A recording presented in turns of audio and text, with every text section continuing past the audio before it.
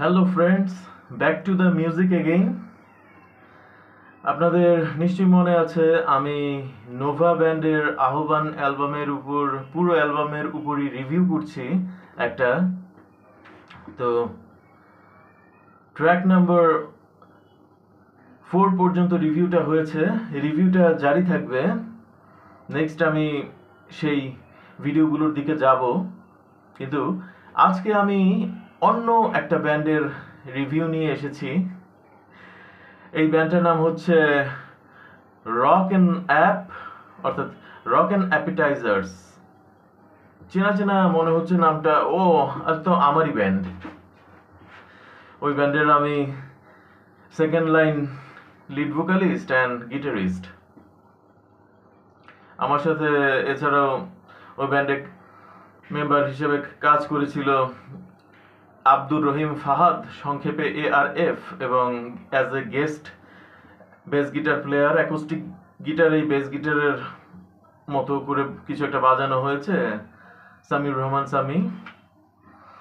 তো ওই অ্যালবামটার গানগুলো নিয়ে একটু কথা বলতে চাই। এই গানগুলো নিয়ে ভিডিওটা কেন বানাচ্ছি? ভিডিওটা বানাচ্ছি এর কারণ আছে। আমার যে rock and app YouTube page রয়েছে আলাদা, আমি ডেসক্রিপশন বক্সে পেজটার লিংক দিয়ে দেব। গানগুলোতে যদি প্রত্যেকটা গানে ধরেন 10টা থেকে 15টা করে মাত্র ভিউ থাকতো, তাহলে আমি মনে করতাম আমি ব্যর্থ মিউজিশিয়ান হিসেবে। আমি ব্যর্থ এবং এই ভিডিও তৈরি করার তখন কোনো প্রশ্নই আসতো না। কিন্তু ভিউর পরিমাণ আমি যা দেখেছি, তাতে আমার মনে হচ্ছে আমি কিছুটা হলেও সফল যা করতে চেয়েছি মিউজিশিয়ান হিসেবে। সেই কারণে যারা যারাই ভিউ করেছেন, ভিউ করা মানে তো লিসনও করেছেন নিশ্চয়ই। ওখানে তো আর সিনেমা দেখার জন্য ক্লিক করেননি, গান শোনার জন্যই ক্লিক করেছেন। যারা ক্লিক করেছেন একবার করে হলেও 70টা ভিউ যদি থাকে, 70 জন মানুষ একবার করে হলেও সব মিলিয়ে 70 বার একটা গান শুনেছেন। তো এখানে ব্যান্ডের লিডার হিসেবে, ব্যান্ডের ফাউন্ডার মেম্বার হিসেবে আমার অবশ্যই একটু দায়বদ্ধতার জায়গা থাকে গানগুলো নিয়ে কথা বলবার।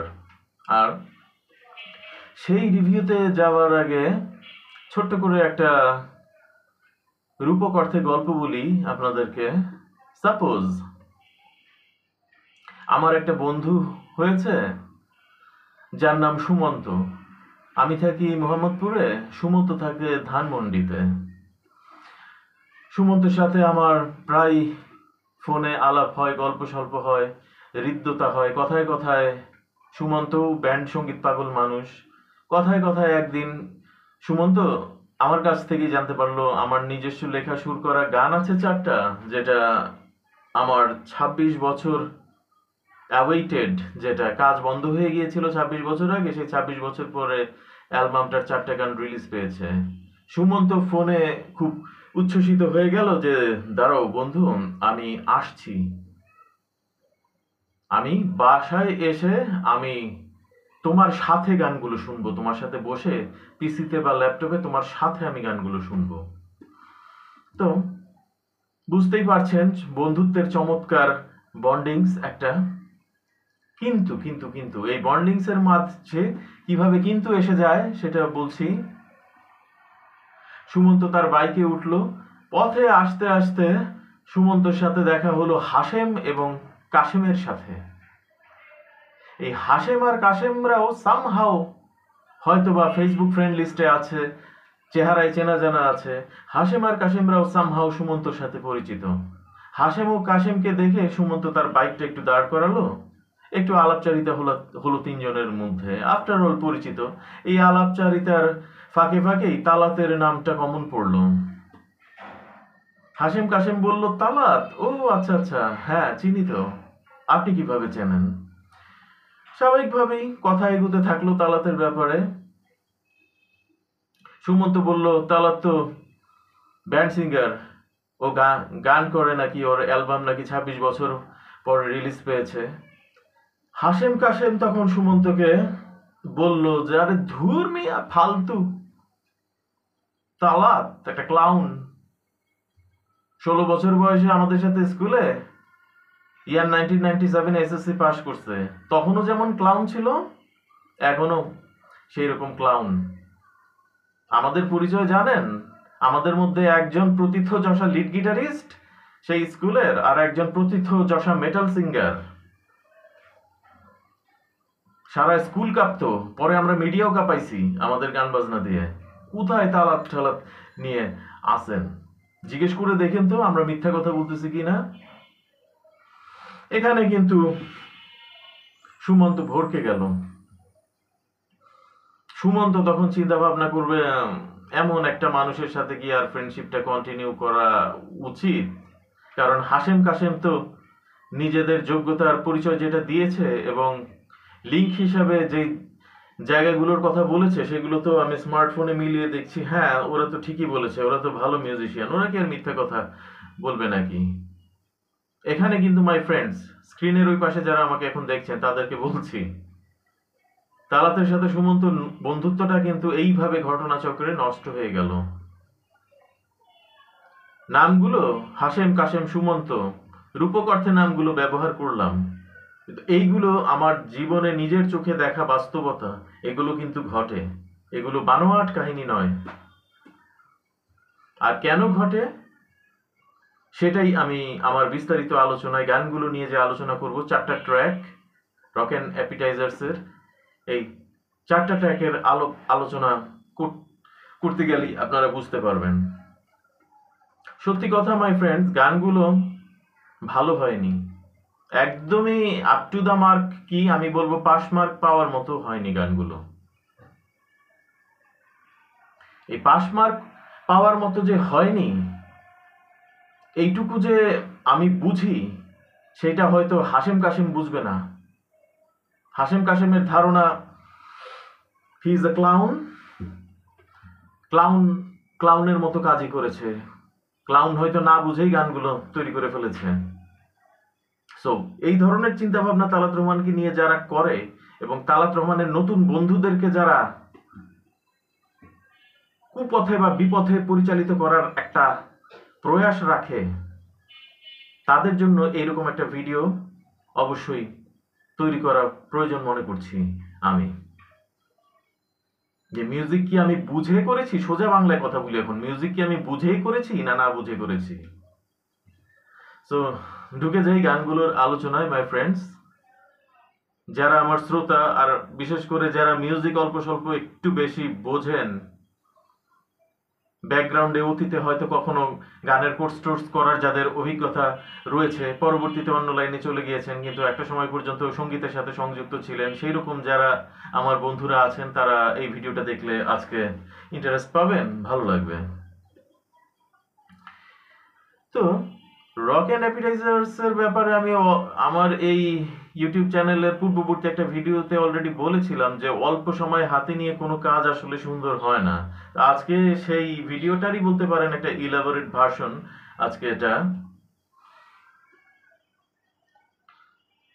আমরা ইউজ করেছি আসলে খুবই একটা ব্যান্ড ল্যাব নামের একটা সফটওয়্যার, যেটা আসলে কোনো প্রফেশনাল কাজ করবার মতো সফটওয়্যার না, বা প্রফেশনাল কাজ করবার মতো হলেও সেই সফটওয়্যার হলেই তো শুধু হয় না, সফটওয়্যারের সাথে একটা পিসি সিস্টেম বা কম্পিউটার সিস্টেম, যেটার মধ্যে মিউজিক করার জন্য একটা সাউন্ড কার্ড প্রয়োজন হয়, যে সাউন্ড কার্ড শব্দটাকে বাড়ায়।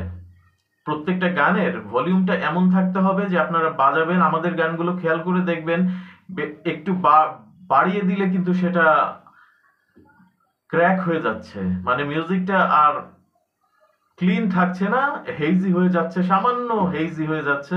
কিন্তু এটা কিন্তু গানের নিয়ম না। একটা গান তৈরি করলে এমন সাউন্ড কার্ড দিয়ে এমন ভাবে রেকর্ডিং করতে হয় যে ভলিউমটা আপনি আপনার হেডফোনে যতটাই বাড়াবেন জিনিসগুলো অ্যাম্পলিফাইড হবে। যে আইটেমগুলো আমি ইউজ করেছি গানে সবকিছু অ্যাম্পলিফাইড হবে কিন্তু ক্র্যাক হবে না। কিন্তু আমাদের গানের ডিসক্রেডিট নাম্বার 1, গানগুলো বাড়ালে ক্র্যাক করে, তো সেটা আমি বুঝি। তো এটারও কারণ রয়েছে, যেহেতু আমরা কম্পিউটার ইউজ করতে পারিনি, আমাদের সাউন্ড প্রুফ কোনো রুম ছিল না, সেখানে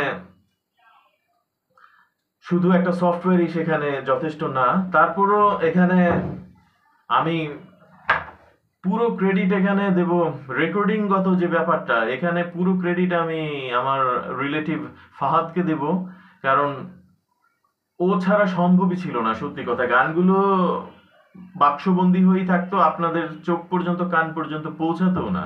এটা যে পৌঁছিয়েছে সেটা ফাহাদের আনকন্ডিশনাল ভালোবাসা আমার প্রতি সামহাও, আর কিছুই আমি এটা বলতে চাই না। কিন্তু এখানে ট্র্যাক বাই ট্র্যাক আমরা মিউজিকগুলো যে ঢুকিয়েছি গানে, এখানে যথেষ্ট সময়ের ব্যাপার ছিল, কারণ একটা ট্র্যাককে তৈরি করার পর 5-6টা ট্র্যাক, যখন ট্র্যাক নিয়ে আমি কথা বলেছি এর আগে, আপনারা আশা করি যারা স্ক্রিনে দেখছেন আমাকে ট্র্যাক সম্পর্কে বোঝেন, আর না বুঝলে নোভা ব্যান্ডের যে একেবারে এপিসোড নাম্বার 1 রিভিউ করেছি সেটা একটু শুনে নেবেন, সেখানে ট্র্যাক সম্পর্কে আমি বর্ণনা দিয়েছি যে হোয়াট ইজ ট্র্যাক।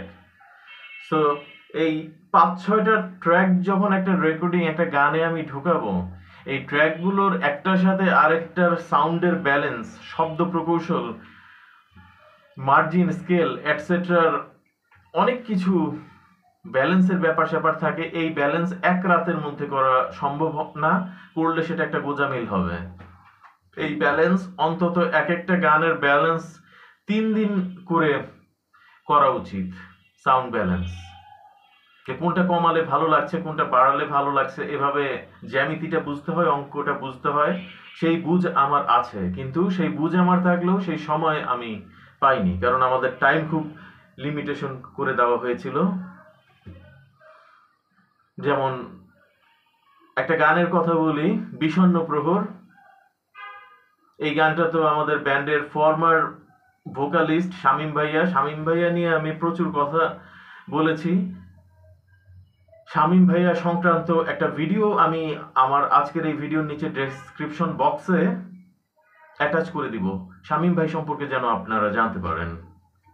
তো শামীম ভাইয়ার খুব ভালোবাসার কম্পোজিশন। ইভেন এই গানটা আমাদের একেবারে স্টার্টিং 1996-এ যখন আমরা ব্যান্ডটা শুরু করি, এই গানটা তখনই কম্পোজিশন করা হয়। রকেন অ্যাপের যে ইউটিউব পেজ, সেটার ডেসক্রিপশনে বাংলায় লেখা আছে পুরো গল্পটা, সেখানেই আপনারা জানতে পারবেন গানটা সম্পর্কে। এটা আমাদের খুব ভালোবাসার গান ছিল, কিন্তু দুঃখের বিষয় এইটার রেকর্ডিং সবচেয়ে বাজে হয়েছে। এটাতে আমি একটা ভয়েস ইফেক্ট ইউজ করেছি, আর ইফেক্টগুলোর ব্যাপারে তো একেবারেই আমরা নতুন, কারণ আমি মিউজিক থেকে দীর্ঘদিন ডিটাচ ছিলাম এই প্রজেক্টটার আগে। সিরিয়াসভাবে বলা যায় কোনো ব্যান্ডও করিনি, মিউজিকও করিনি। মিউজিক থেকে নানান হতাশার কারণে, নানান ঘটনার কারণে ডিটাচ ছিলাম। আর ফাহাদ তো আসলে not into basically rock music, সে ছিল র্যাপ জনরা, সে র্যাপ গাইতে পছন্দ করতো। র্যাপ জনরা থেকে সামহাও সে ট্রান্সফরমেশন করে বাংলা রকের মধ্যে আসে, কিন্তু সে একদমই শেখার প্রসেসের মধ্যে ছিল। ভয়েস ইফেক্টস, গিটার ইফেক্টস, এই রকিশ ফ্লেভারের যে ইফেক্টস গুলো, এগুলার যে ভাষাটা কি, রূপরেখাটা কি, এগুলো ওইটুকু বাচ্চার কাছে তো আশা করা আসলে অযৌক্তিক। তারপরও একটা 13-14 বছর বয়সী বাচ্চা একটা 44 বছর বয়সী মানুষের সাথে এতখানি কানেক্ট করে যে এইভাবে কাজ করতে পেরেছে সাউন্ড ইঞ্জিনিয়ার হিসেবে, এটাই তো আমি সাধুবাদ দিতে চাই এখানে। সো ভয়েস ইফেক্টটা আমি বিষণ্ণ প্রহর গানে যেটা ইউজ করেছিলাম, এটা একটা বাকওয়াজ একটা ইফেক্ট, আমার অরিজিনাল গলাকেই পুরো ঢেকে দিয়েছে এই গানটা। এরপর ড্রামস তো ইউজ করেছি, যেটা এখানে তো আসলে আমি ড্রাম প্রোগ্রামিং করেছি একটা সফটওয়্যারে, কিন্তু প্রোগ্রামিং মানে একটা জিনিসই রিপিটেড ভাবে বাজবে, এটার মধ্যে ড্রামসের কোনো রকম রোলিং ফিলিং, কোনো রকম বৈচিত্র্য, গানের বাঁকে বাঁকে ড্রামের এইসব জিনিস খেয়াল করে দেখবেন নাই কিন্তু, কারণ ওটা একটা রোবোটাইজড ভাবে আমি কম্পোজিশন করেছি, একটানা ওটা করতে হবে। এখন ড্রাম সফটওয়্যারে কিভাবে রোলিংস গুলো করতে হয় সেটা অবশ্যই টিউটোরিয়াল নেওয়ার ব্যাপার ছিল। এখন সেই টিউটোরিয়ালটা আমার নিলে একমাত্র সবচেয়ে নির্ভরযোগ্য যে মানুষ, সেই ফাহাদের কাছ থেকে টিউটোরিয়ালটা আমার নিতে হতো, কিন্তু সেই সময়টা আমি পাইনি। সত্যি কথা বলতে 7 মাস লাগিয়ে 4টা গান, আমি যেই ধরনের গান প্রডিউস করেছি, এই ধরনের গান 4টা গান প্রডিউস করতে গেলে 7 মাস সময় লাগিয়ে কাজ করা উচিত, সেখানে মাত্র 1 মাস আনফরচুনেটলি আমরা পেয়েছি। তো এই কারণে ড্রামসের জায়গাটা এখানে দুর্বল। আর ড্রামসটা বাইরে থেকে রেকর্ড করা হয়েছে।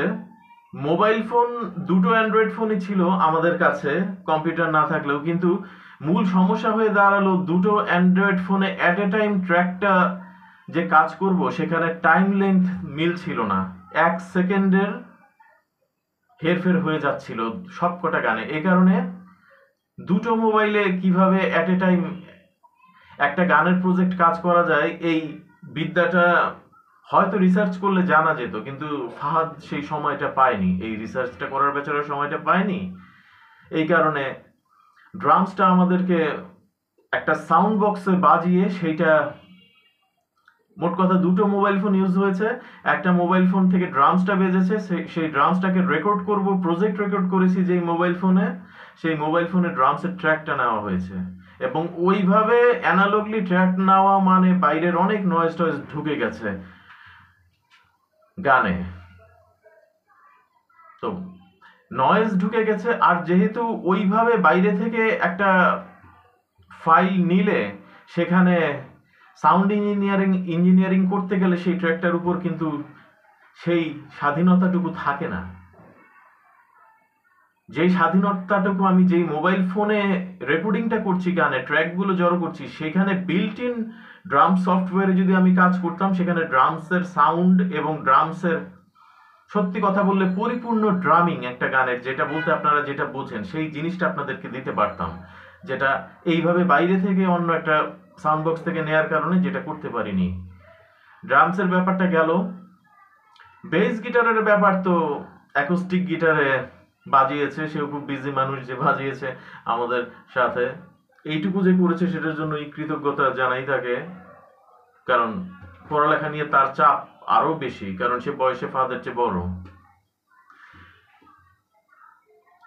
এখন বেস গিটারের যে ট্র্যাক, সেটা সাধ্যমতো আমরা বেস বুস্ট এটসেট্রা বাড়িয়ে কাজ করেছি, এবং গিটারের যে ট্র্যাকগুলো, এই গিটারের ট্র্যাকগুলো সেই একই রকম ড্রামসের মতো করে অ্যাকোস্টিক গিটার দিয়ে বাইরে থেকে দেয়া হয়েছে, এবং এটা শুধুমাত্র মোবাইলের বিল্ট ইন স্পিকারে সাউন্ড অ্যাকোস্টিক থেকে নিয়েছে।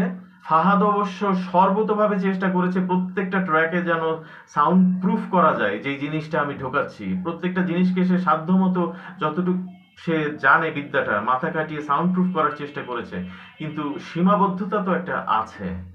আমি কেবল লাইন দিয়ে, এখানে আর্থিক সামর্থ্যেরও একটা ব্যাপার থাকে, মোবাইলের ভেতরে আমি একটা গিটারকে যে ইন করাবো, গিটারের শব্দকে ইন করাবো, সেটার জন্য কিছু গ্যাজেট প্রয়োজন হয়, যে গ্যাজেটগুলো আমার ক্রয় ক্ষমতার মধ্যে ছিল না। অতএব আমি উইদাউট কেবল সেই গ্রামোফোন যুগের মতো করে গিটারগুলো ঢুকিয়েছি, এবং গিটারের সাউন্ডগুলোকে ঢোকানোর পর সেখানে আমি যতটুকু পেরেছি এফেক্টস দিয়ে কাজগুলো করেছি।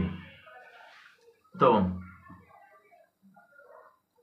ট্র্যাক তো আমাদের খুব বেশি ইউজ হয়নি। Rhythm guitar, plucking guitar, bass guitar, lead guitar, drums আর ভোকালস, আর 2টা গানে কিবোর্ডটা অবশ্য আমি এটাও ফাহাদের সহযোগিতায় অন্য একটা মোবাইলে কিবোর্ডটা বাজিয়ে, আমি কিবোর্ড বাজিয়েছি অ্যাজ এ গেস্ট কিবোর্ডিস্ট, সেই কিবোর্ডের সাউন্ড ভরা হয়েছে, এই কারণে কিবোর্ডের সাউন্ড কিছুটা ভালো।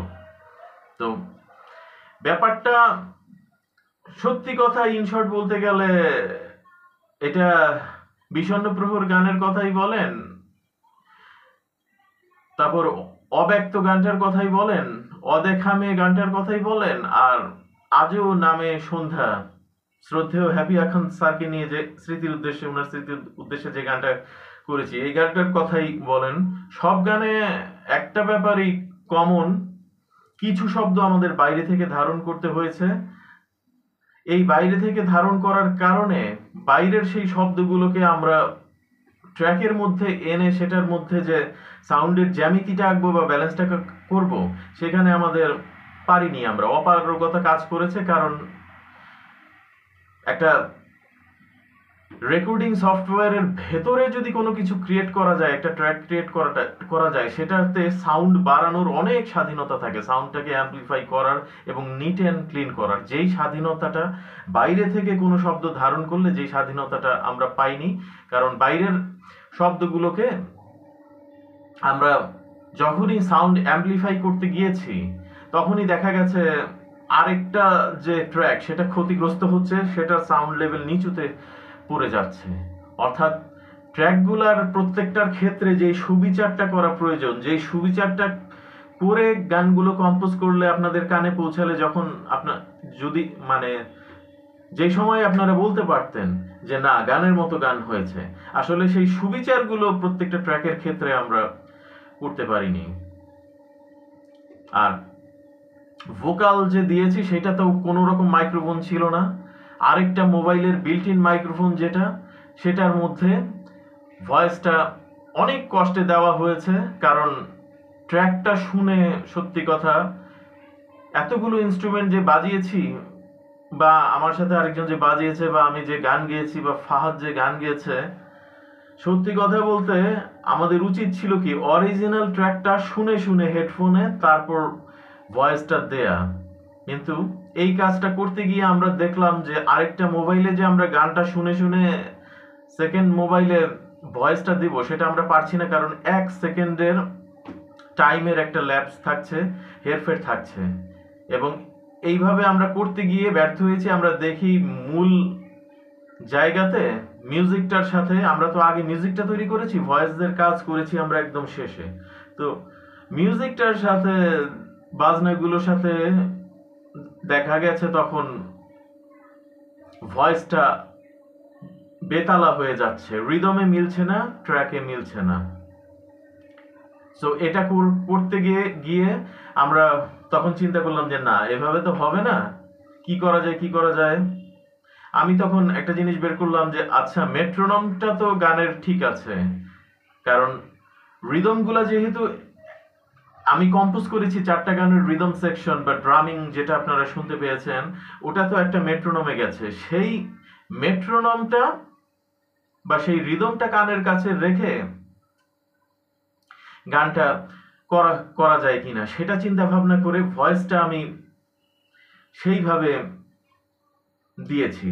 এবং একটানা তো দেয়া যায়নি, ভয়েসের লাইনগুলো অল্প অল্প করে দেয়া হয়েছে, এবং কাগজের মধ্যে অল্প অল্প ছবি এঁকে ব্লেড দিয়ে কেটে কেটে, যেমন বাচ্চারা উঠিয়ে উঠিয়ে আঠা দিয়ে লাগায়, তারপর আরেকটা কাগজে ছবি এঁকে আবার আঠা দিয়ে লাগায়, ভয়েসটাও এইভাবে প্রচন্ড গরমের মধ্যে বৈদ্যুতিক পাখা বন্ধ করে এভাবে করতে হয়েছে। মানে এটা যুদ্ধ ছিল, পুরা একটা স্ট্রাগল। ক্রয় ক্ষমতার সীমাবদ্ধতা, সময় স্বল্পতা, এবং বুঝতেই পারছেন সবকিছুই বললাম। মনের অবস্থাও, শিল্প হচ্ছে মন যত ভালো থাকবে, ফুরফুরে থাকবে। শিল্পীদের ক্ষেত্রে আমি একটা জিনিসকে সবসময় সাপোর্ট করি, একটা শিল্পী যদি তার মনকে কোনো কারণে ফুরফুরে রাখতে চায়, ভালো রাখতে চায়, আমি সেটাকে কখনো বাঁকা চোখে দেখি না, খারাপ চোখে দেখি না। কারণ আমি মনে করি এইটা তার রিজিক হতে পারে, বা এইটা তার প্যাশন হতে পারে, ওইটাই তার কাজ, কারণ সে শিল্পী। মন যদি খারাপ করিয়ে দেওয়া হয়, সে পারফর্ম করতে পারবে না। সেটা মঞ্চ নাটক বলেন, টেলিভিশন নাটক বলেন, লিড গিটারের টেক দেওয়া বলেন, ভোকালের টেক দেওয়া বলেন। তো আমরা রেকর্ডিং করতে যে প্রতি মুহূর্তে যখন এই অবস্টাকলস গুলো আমাদের সামনে আসছিল, আমরা বুঝতে পারছিলাম যে গান আসলে কি দাঁড়াবে, অনেকের হাসির পাত্র হব আমরা। এই কথা চিন্তা করে মন খারাপ হয়ে যাচ্ছিল। এই কারণে ফাহাদ তার আপ টু দ্য মার্ক গান গাইতে পারেনি। তাকে ট্রেনিং দিয়ে যেভাবে আমি তৈরি করেছিলাম, সেই up to the mark voice সে দিতে পারেনি। এবং আমি নিজে, তালাত রহমান, আমিও সেইভাবে up to the mark voice, একটা গানে আমি শুধু নিজেকে নিয়ে তৃপ্ত, সেটা আজও নামে সন্ধ্যা। এবং এই গানটাতেও ইফেক্টসগত ব্যাপার স্যাপার, ব্যালেন্স ট্যালেন্স এটসেট্রায় অনেক সমস্যা রয়েছে, রিভার্ব অনেক বেশি হয়ে গিয়েছে। পুরো ট্র্যাকের সাথে গানটাকে শুনলে রিভার্বটা কতটুকু রাখা উচিত সেটার জন্য যেরকম অত্যাধুনিক হেডফোন দরকার ছিল সেই হেডফোন ছিল না আমার কাছে। এই কারণে রিভার্ব সেটিং এর জায়গাতেও কোনো পেশাদারিত্বের পরিচয় আমি দিতে পারিনি। তারপর গানটা গেয়ে আমি মনে করি তৃপ্ত, কিন্তু গানের শুরুতে একটু ফ্লাকচুয়েট করেছে এবং বুঝতেই পারছেন যেহেতু বাইরের থেকে মেট্রোনম নিয়ে ভয়েস দেওয়া হয়েছে, একটু তো ব্যালেন্সের ভুল ত্রুটি হয়ে যায়। এই গানটা আমি ঠিক শুরুর দিকে মিউজিকটা কিভাবে গিয়েছে সেটা স্মৃতিতে ঠিক ধারণা করতে পারিনি, এই কারণে একটু ভয়েসের থ্রুইং এলোমেলো হয়ে গেছিল। এই আজও নামে সন্ধ্যা এবং অদেখা মেয়ে, এই দুইটা গানে ফাহাদেরও সেম কেস, আমারও সেম কেস। মিউজিকের ধারাটা শুরুর দিকে মেট্রোনমটা কানের মধ্যে থাকলেও শুধু মেট্রোনম দিয়ে তো হয় না, মিউজিকের ফ্লোটা বুঝে একটা লয় তাল তাল জ্ঞান দরকার মিউজিশিয়ানের, লয় জ্ঞান সুর জ্ঞান দরকার, এবং আরেকটা টেম্পো লয়ের যে জ্ঞান আছে, এই লয়ের জ্ঞানটা কিন্তু ভয়েসের থ্রোয়িং এর ক্ষেত্রে আবার অন্যরকম। মিউজিকের বাজানোর ক্ষেত্রে লয়ের জ্ঞানটা যত সহজ, সিঙ্গিং এর ক্ষেত্রে কিন্তু লয়ের জ্ঞানটা একটু বেশি লাগে। তো সেটা আমার আছে, সেটা যে আমার নেই তা না, কিন্তু মিউজিকটা তো আমাকে গাওয়ার সময় শুনতে হবে। শুধুমাত্র মেট্রোনম একটা আমাকে দিয়ে দিলে ওভাবে আন্দাজ করে করে গাইলে তো লয় 19-20 হয়ে যায়, এবং সেই 19-20টাই কিন্তু খুব বড় আকারে আপনাদের কানে ধরা দেবে অদেখা মেয়ে গানে এবং আজও নামে সন্ধ্যা, এই দুইটা গানে।